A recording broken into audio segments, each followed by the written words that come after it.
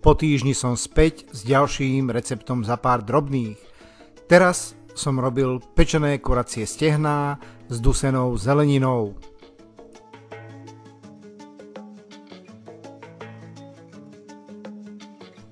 Z kuracích stehien som poodrezoval také tie škarečie kúsky prevísajúcej kože a vytrhal som z nich zvyšky pierok, ktoré na nich ostali po spracovaní u mesiara.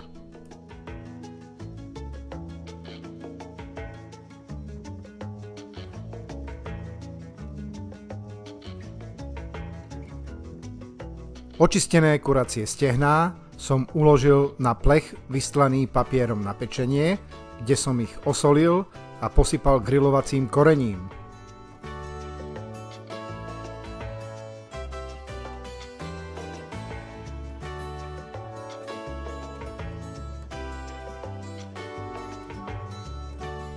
Na plech som nalial trochu vody a potom som plech s kuracími stehnami zakryl alobalom.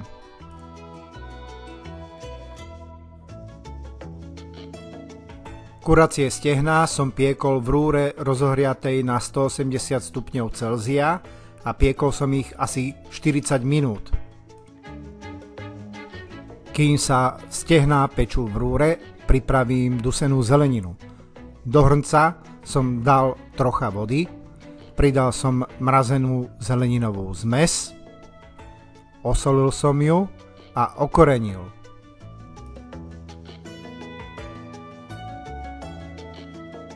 Hrniec so zeleninou som zakryl pokrievkou a nechal som ju dusiť do mäka.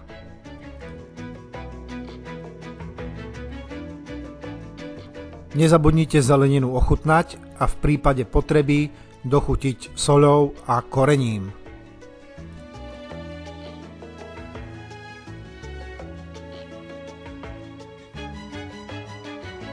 Vypol som sporák pod hrncom, do zeleniny som pridal maslo a nechal som ho, aby sa rozpustilo v horúcej zelenine. Po 40 minútach som vybral kuracie stehná z rúry, odstránil som alobal a vyskúšal som, či je mäso dostatočne mäkké. Na rúre som zapol grill a vrátil som do nej kuracie stehná, ktoré som nechal piecť ešte ďalších 15 minút. Koža na stehnách je krásne chrumkavá. No a teraz už naložím na tanier upečené kuracie stehno a pridám aj dusenú zeleninu na masle.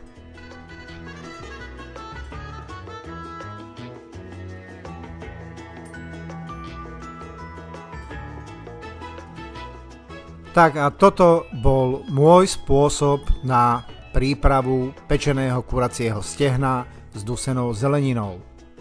Ak sa rozhodnete toto jedlo pripraviť podľa tohto receptu, dajte mi prosím vedieť, ako sa vám podarilo. No a nakoniec, ako vždy, vám zaželám už iba dobrú chuť.